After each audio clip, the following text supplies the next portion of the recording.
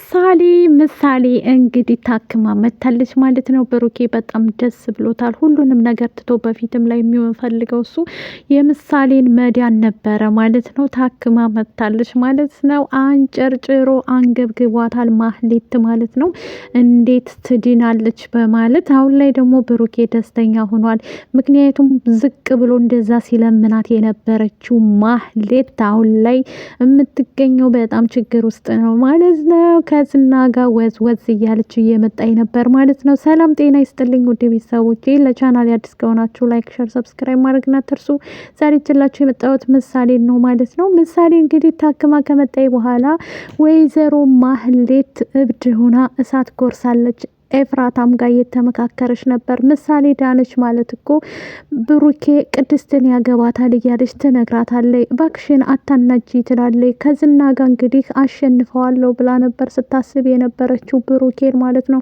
እሱም ደግሞ ዝና ሚስቱ ያልሆነችውን የመጎስን ሚስት ሉላን ሚስቴ ናት በማለት እያስጨነቀና እያስፈራራ እስከዛሬ ድረስ ተጫውቶባቸው ነበር። ምክንያቱም ልጁ እስክትታከምለት ድረስ ነበር ብሩኬም ጸጥ ብሎ የቆየው። አሁን ላይ ግን ብሩኬ እንትናን ዝናን እንደደበደበው አይተን ነበረ። መጎስም ደግሞ ከዚህ በኋላ እኔ አልታገስም ብሎ ሉላም ደግሞ ከዛ ቤት ወጥታ ከመጎስ ጋር ሄዳለች ማለት ነው። መጎስ የሚወዳት የሚያፈቅራት ምርጥ ብቸኛው አፍቃሪዋ ነው ማለት ነው። ዝና ቢያሰቃያትም መቼም ያንተ እንደሆን አልችልም ብለዋል ከዚህ በፊትም። እሱ ግን ይወዳታል ማለት ነው።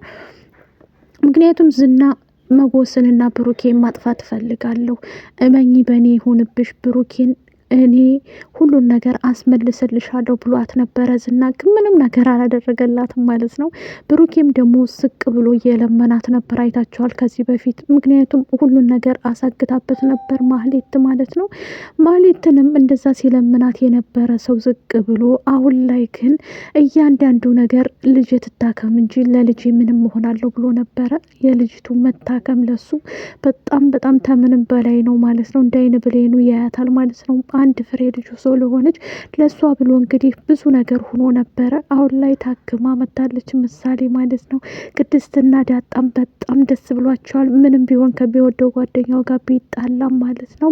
ምክንያቱም ብሩኬና መጎስ በጣም ቤስት ጓደኛ ነበሩ። የተጣሉትም በዚሁ ሉላ ምክንያት ነው ማለት ነው። ሉላን አሳልፎ ስለሰጠበት ነበር ማለት ነው። እሱም ለልጁ ብሎ ነው። አሁን ልጅቱ ግን ዲናለች መታለች ማለት ነው።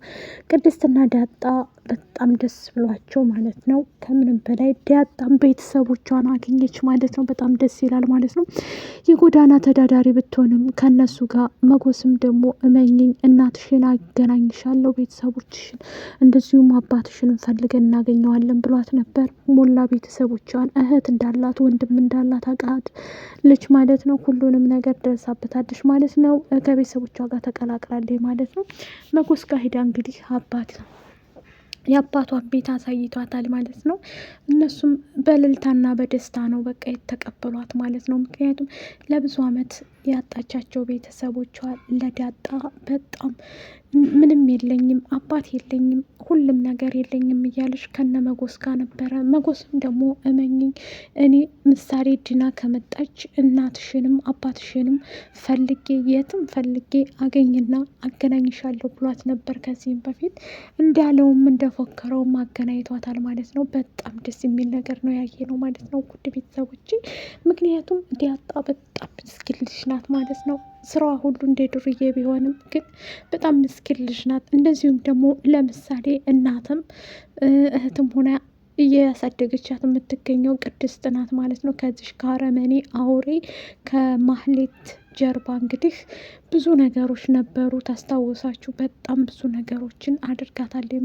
ከዛ ቤት ታስወጣት በኋላ ብሩኬ እንግዲህ አሁን ላይ ምሳሌ ማሳከም ነበር ስራው። ምሳሌ ታክማ ወደ ቤቷ መታለች ማለት ነው።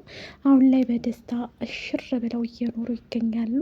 በጣም ነው ደስ የሚለው ማለት ነው። ይቺ አስመሳይ አረመኔ እንደዚህ በማድረጓ ሁላችንም አበሳጭቶናል ማለት ነው። አሁን ላይ ግን ሁሉም ሰው የያዘውን ነው የሚያጭደው ማለት ነው። የዘራውን ያጭዳል የሚባለው እውነት ነው።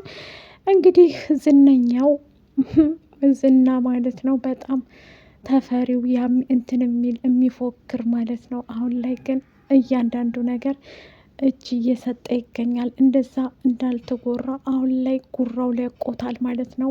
ምክንያቱም ብሩኬ ምንም ነገር ልጅ ከዳረች በኋላ ምንም አደርጋለሁ እያንዳንዷ አፈር እያስበላው ነው እምለቃቸው ብሎ ተነስቶበታል ማለት ነው። ዳጣም እንግዲህ እየፎከረች ነበረ። ሉላና መጎስ አብረው ነው ያሉት። መጎስም ደግሞ ዝናን እገልሃለሁ ሉላ የኔ እንጂ አንተ አይደለችም፣ ለእንዳንተ አይነት ሰው አትገባም ብሎ ሆን ብሎ ተነስቶ በሽጉጥ እያስፈራራው ነበር ማለት ነው። እስከ ዛሬ እሱ ነበር የሚያስፈራራቸው። አሁን ላይ ሉላ እንግዲህ ከእሱ ጋር መኖር አልፈልግም፣ እኔ እናንተ ተጋብተን መኖር አለብን ብላ ከመጎስ ጋር፣ መጎስ ባሏ ነው ከበፊትም፣ ግን ዝና እያስፈራራ መጎስን ለመጉዳት ብዙ ነገር ወስዶበታል ማለት ነው። ሀብቱንም ምኑንም ወስዶበታል። ስለዚህ እሷም ደግሞ ሁሉን ነገር የወሰደውን ያለውን ብለዋል። ላይክ፣ ሸር፣ ሰብስክራይብ አድርጉ። እንወዳቸዋለን። ባይ